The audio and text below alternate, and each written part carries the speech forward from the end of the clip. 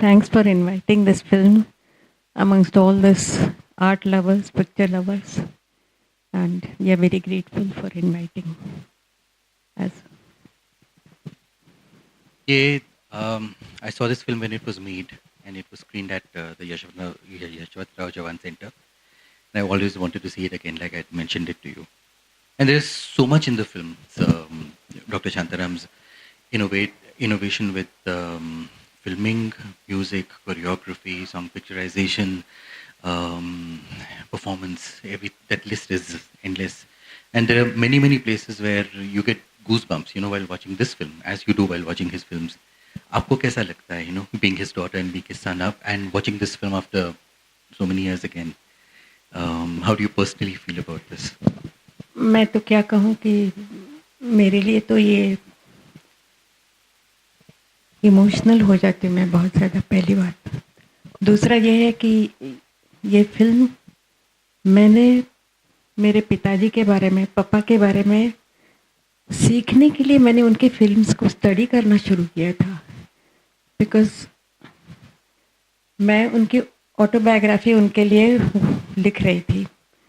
तो वी शांताराम को समझना मतलब उनकी फ़िल्मों को समझना, और ये तभी हो सकता था किताब का लिखना कि मैं उनको कुछ सवाल पूछ सकूं, जब मैं उनकी फ़िल्मों को अच्छी तरह से समझ सकूं।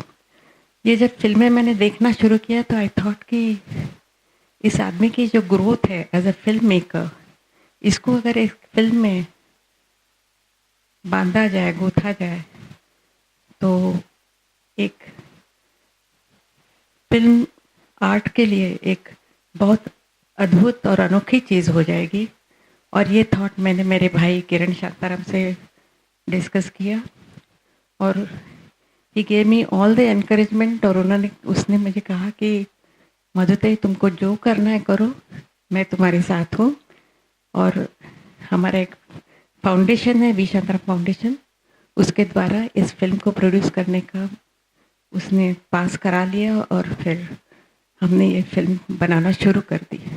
And you won't believe, I was studying my father's films for nearly, जैसे मेरे लिए मेरा ये पीएचडी का सब्जेक्ट था, और मैं यही करती रही। करीब 10 साल तक उनकी फ़िल्मों को स्टडी करती रही।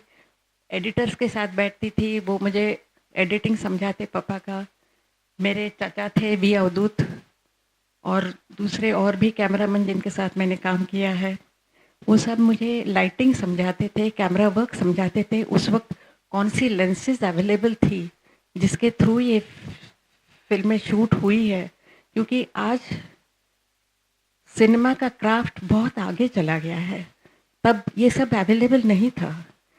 सादी सी एक बात है जो मेरे चाचा ने मुझे बताई थी कि उनको एक टॉप एंगल से शॉट लेना था, तो उनके कमर में रस्सा बांधकर उनको कैमरा के साथ लटका दिया था, किले के ऊपर से कैमरा हाथ में लेकर, और नीचे से वो जो वॉरियर्स थे वो किला चढ़कर आ रहे थे।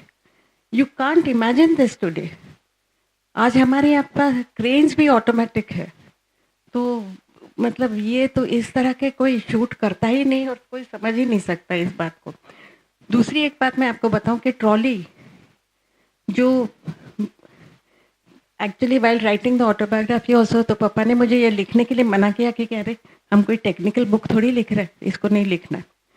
पर साइकिल होती थी 4, उसको रस्सी से बांधा जाता था, और नीचे लकड़ी के फट्टे के बीच में छोटी सी जगह छोड़ते थे जिसमें साइकिल के टायर्स रहते थे, और उसके ऊपर लकड़ी के फट्टों के ऊपर कैमरा, कैमरा का कैमरामैन, असिस्टेंट और डायरेक्टर, ये 3 लोग बैठते थे, और वो साइकिल्स को लोग पकड़ के चलाते थे, 4 साइकिल्स को। तो मतलब दे हैड 4 व्हील्स, और वो ट्रॉली ऐसे सामने जाती थी, पीछे आती थी। इस तरह के ट्रॉली शॉट्स लिए जाते थे। ये आज हम इमेजिन ही नहीं कर सकते। इस तरह का काम इन लोगों ने किया है, और उसको करते करते जैसे जैसे नए नए चीज़ें आती गई, उसको अडॉप्ट भी करते गए। ये सबसे बड़ी बात है। इन्होंने फिल्म इंडस्ट्री को फॉर्म किया, इसके जो कानून कायदे वगैरह सब जो बने थे, वो सब उसमें उनका हिस्सा था। You won't believe, before the independence, British government भी डॉक्यूमेंट्रीज बनाते थे, न्यूज़ रील्स बनाते थे, उसमें वर्ल्ड वॉर की भी न्यूज़ इंडियन लोगों के लिए दिखाते वो लोग। इन 42 आफ्टर पापा ने जब प्रभात छोड़ी तो यहाँ पर उन्होंने as a chief producer British government के लिए भी ऑनररी काम किया था। उन्होंने कहा कि मैं एक पैसा ब्रिटिश गवर्नमेंट का नहीं लूँगा, मगर मैं ऐसी फिल्में यहाँ बनाऊँगा जो मेरे देश के लिए कुछ ललामभूत हो। और वो मैं आज जो पहली आपकी सिम्फनी ऑफ लाइट देख रही थी, ये फिल्म आफ्टर इंडिपेंडेंस की है। उस फिल्म को कांस का उसको अवार्ड मिला था म्यूज़िक के लिए। ऐसे काम इन्होंने इस जगह पे किए हुए हैं जिसके ये बाद में आफ्टर इंडिपेंडेंस भी चीफ प्रोड्यूसर रहे थे। तो इनके बारे में क्या कहना, पापा के बारे में तो कुछ कह ही नहीं सकते।